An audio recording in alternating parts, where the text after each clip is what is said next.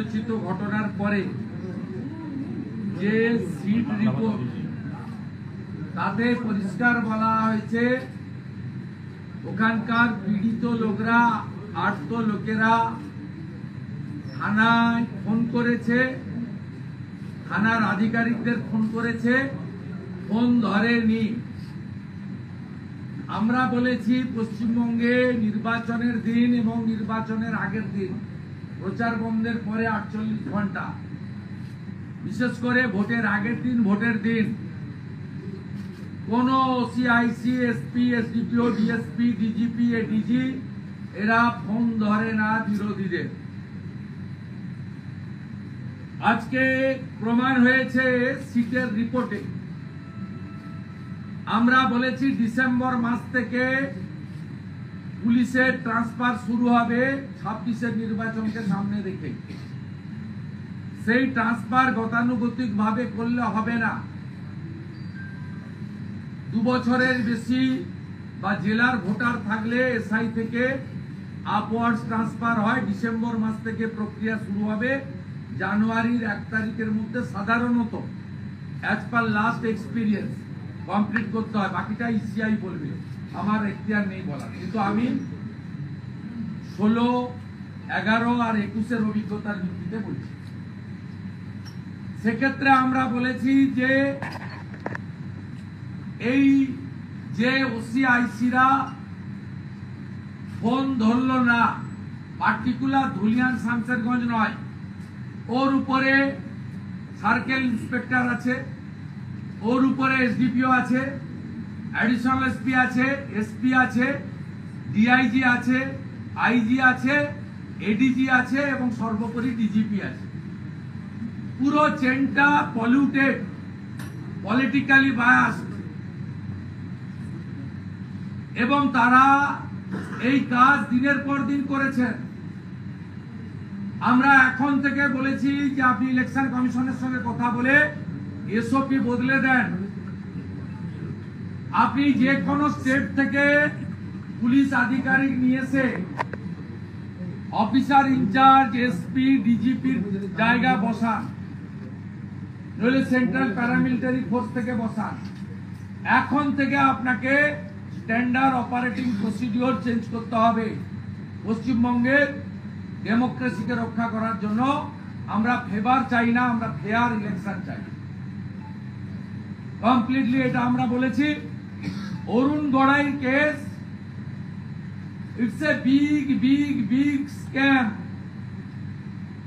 এই স্ক্যাম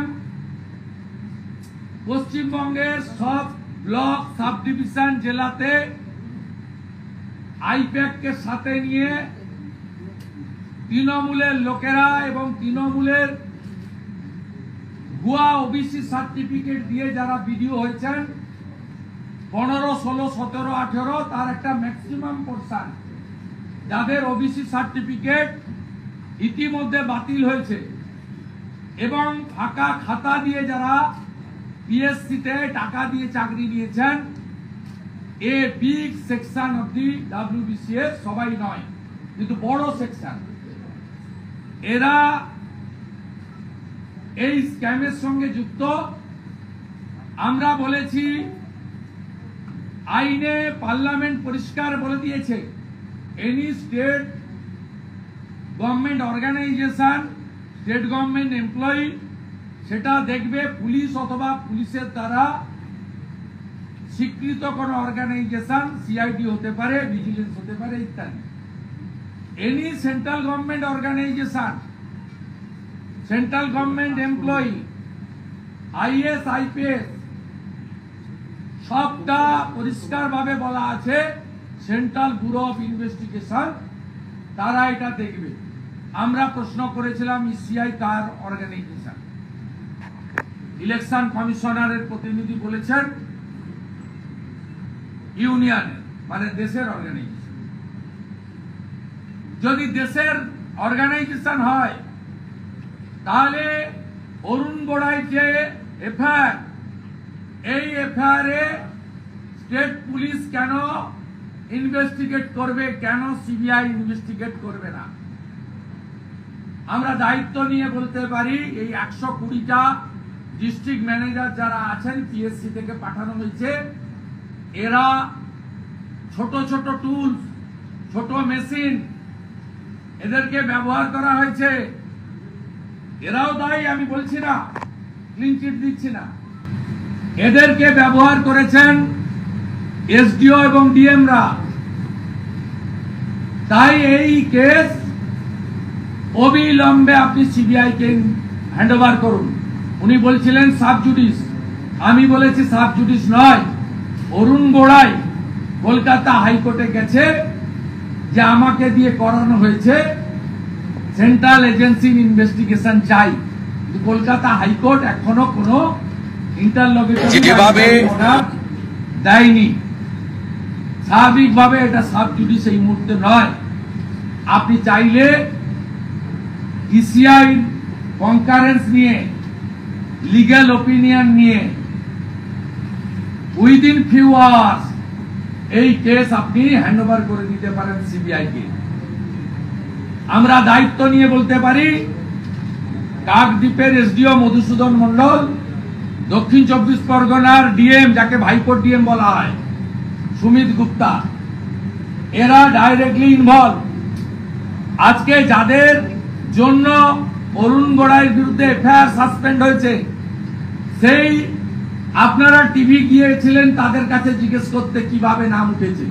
সেই রোহিঙ্গা মুসলমান বলেছে আপনাদের সামনে যে আমি 10,000 টাকা তৃণমূলকে দিয়ে ভোটার তালিকায় আমার নাম তুলেছি।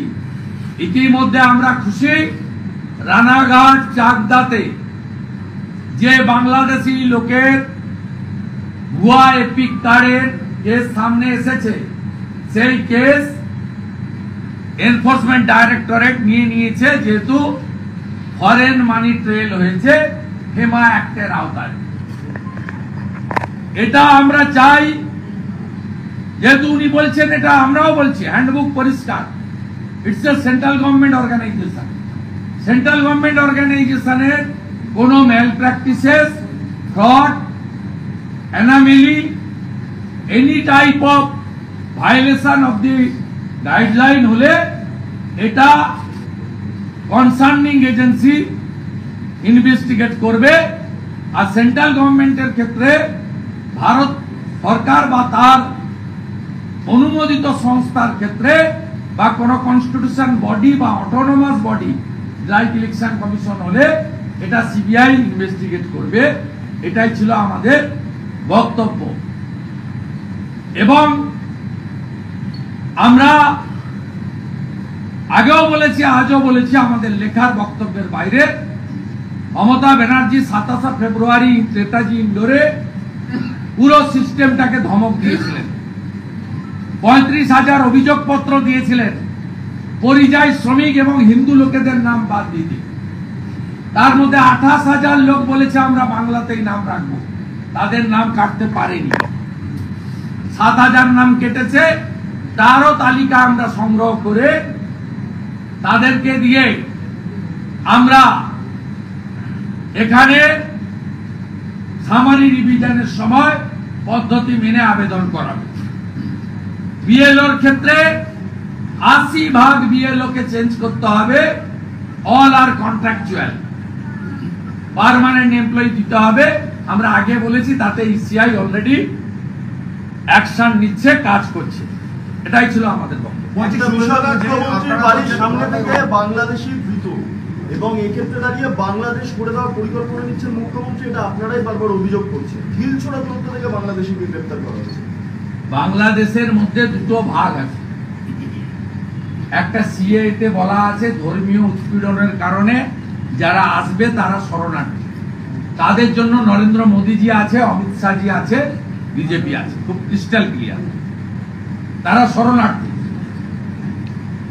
আরেক দল হচ্ছে রোহিঙ্গা মুসলমান, তারা আমাদের রেশন, আমাদের জমি, আমাদের অধিকার খেতে এসেছে। এরা লাভ জিহাদ, ভোট জিহাদ, ল্যান্ড জিহাদ করে। এদের সিপিএম প্রোটেকশন দিত, ছোট আকারে ছিল, এখন বটবৃক্ষ তৈরি হয়েছে 1 কোটির কাছাকাছি। এটা মমতা ব্যানার্জি দেয়, কারণ তারা একদম চিহ্নিত ভোটার। তারা কোথায় ভোট দিবে সবাই জানে। তাদের বাড়ি প্রতি 1 কোটি টাকা করে দিলেও তারা জানে তাদের খালাকে, তাদের আপাকে, তাদের বুবুকে, তারা সেখানে ভোট। বলছে মন্টুরাম পাখিরা তৃণমূলের বিধায়ক, তিনি অভিযোগ করছেন যে জেলা শাসক বা তৃণমূল, আরে ওই ভোটার বলে দিয়েছে আমি 10,000 টাকা দিয়ে তৃণমূলকে ভোট দিই। মন্টুরাম পাখিরাও তো স্বীকার করে দিচ্ছে। সে সিবিআই ইনভেস্টিগেশন হওয়া উচিত। একদিকে কোর্টে গেছে অরুণ গোড়াই, অরুণ গোড়াই ধোয়া তুলসী পাতা নয়, তবে সাহস আছে অরুণ গোড়াই, অরুণ গোড়াই সাহস আছে। তিনি হাইকোর্টে গেছেন মধুসূদন মন্ডলদের কীর্তি ফাঁস করার জন্য। আইপ্যাকের প্রতীক জৈনরা প্রত্যেকটা BDO office, SD office, DM অফিসে কি করছে বলার জন্য। আমরা সিবিআই ইনভেস্টিগেশন চাই। আমরা সিও কে বলেছি আপনার কোর্ট পর্যন্ত ওয়েট করার দরকার নেই, আপনার রাইটস আছে, পাওয়ার আছে, আপনি এক্সিকিউট করছেন না। উনি বলছেন আমাকে সিআই কে কনসাল্ট করতে হবে, তাহলে কনসাল্ট করো। এই অফিসটাকে জঞ্জালে পরিণত করেছে তৃণমূল কংগ্রেস। প্রতাপ নায়ক মমতার পাড়ায় থাকে, রিড এন্ড রাইটে চাকরি পেয়েছে। তিনি এখানে সব ক্লার্ক, পিয়ন, অ্যাসিস্ট্যান্ট পাঠান লিস্ট করে এই অফিসে। আর সোমেন ব্যানার্জির কাছে অল পলিটিক্যাল পার্টি, মিডিয়া, এমনকি সিওর কাছে যাওয়ার আগে সোমেন ব্যানার্জির কাছে 14 তলায় কপি পাঠিয়ে দেওয়া হয়। এখানকার যা ইসিআই পাঠায় প্রথমে চলে যায় ওদের কাছে। অনেকটা পরিষ্কার হচ্ছে। বাকিটাও মিস্টার মনোজ আগরওয়ালকে বলেছি, আপনাকে মমতা ব্যানার্জি সিলেক্ট করেনি। মমতা ব্যানার্জি 3টে নাম পাঠিয়েছিল। প্রথম পারভেজ আহমেদ সিদ্দিকী, সঞ্জয় বনসাল, শরৎ দ্বিবেদী। তারপরে যখন বলল সিনিয়র পাঠান, তখন অনুপ আগরওয়ালের নাম পাঠালেন। আর তার নাম বলুন, বরুণ রায়। 3টে নাম পাঠিয়েছিলেন, মনোজ আগরওয়ালের নাম ছিল। Is the senior most ACS Anil Bangla. অতএব আপনাকে ইলেকশন কমিশন চুজ করেছে সিনিয়র মোস্ট এসিএস, যার পুরো 1 বছর টার্ম আছে, জুলাই পর্যন্ত, যিনি ইলেকশন করাতে পারবেন। আপনি অবিলম্বে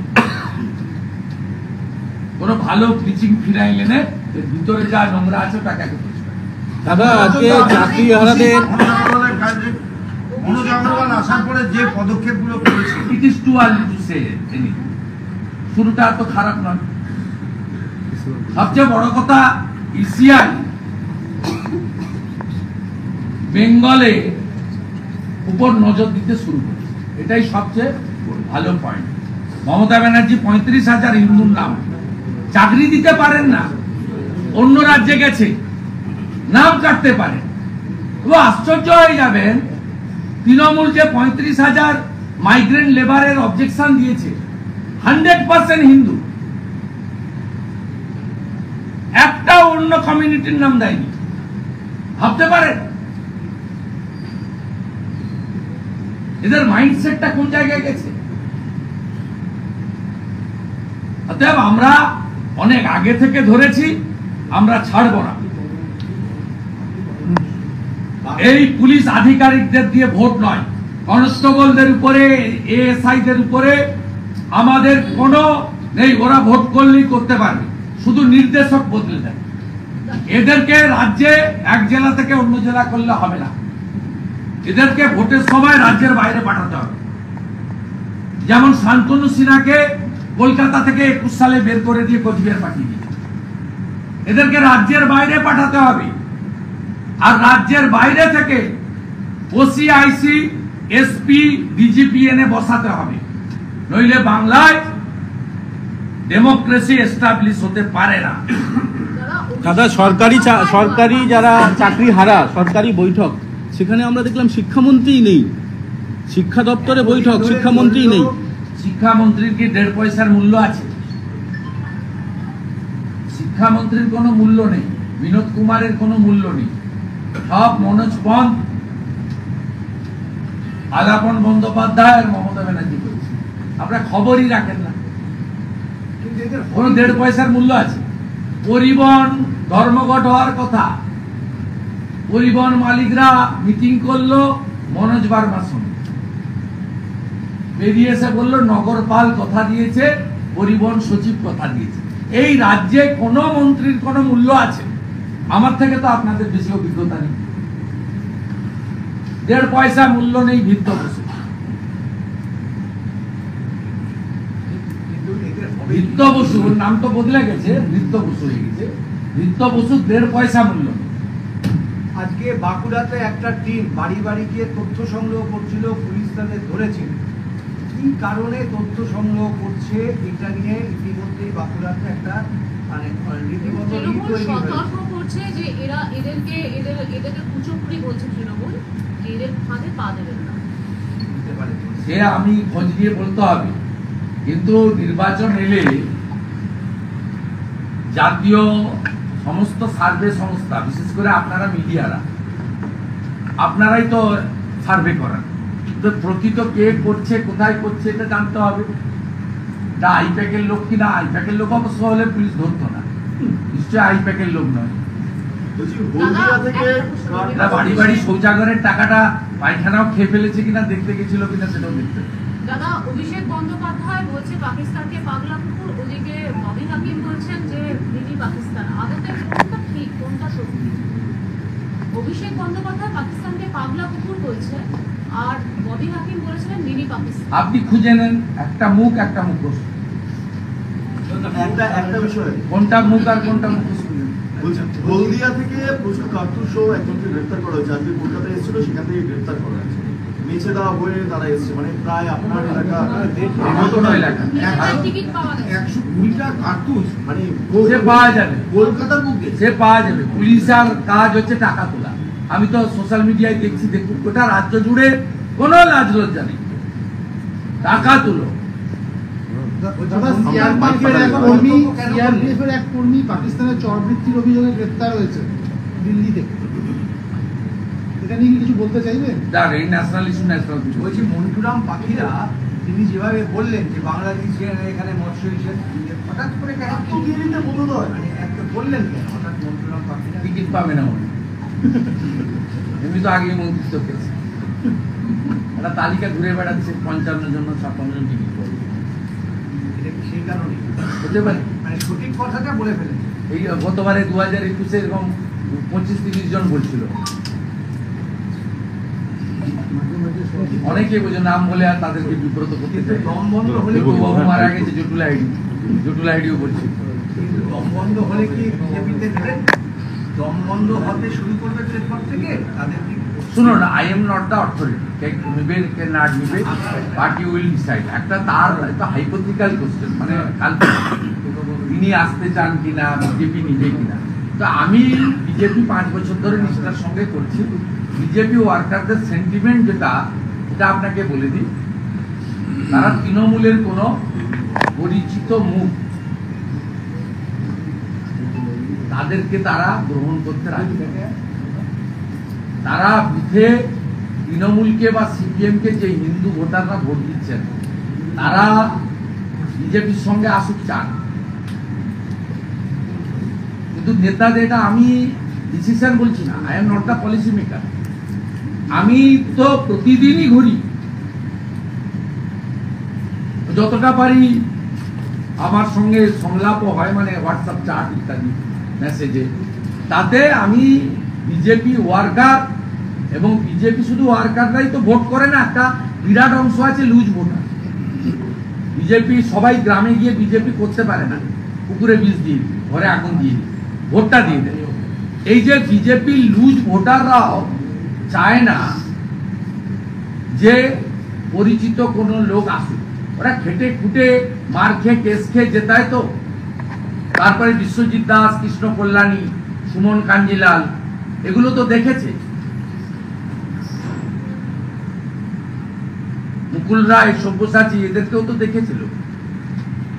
অর্থাৎ বিজেপির নিচের তলার ওয়ার্কার এবং সাপোর্টারদের সেন্টিমেন্ট হচ্ছে যে হিন্দু পরিবারটা এখনো বিজেপিকে ভোট দেয় না বা জনজাতি আদিবাসী পরিবার, তারা এসে আমাদের ভোট দিক, আমরা বাংলায় একটা সুশাসন সুরক্ষা দেব, ভালো সরকার দেব অন্য রাজ্যের মধ্যে, যে সরকার মানব কল্যাণ করবে, চাকরি দেবে, শিল্প দেবে, কৃষকের অধিকার প্রতিষ্ঠা করবে, সেই সরকার আমরা দেব।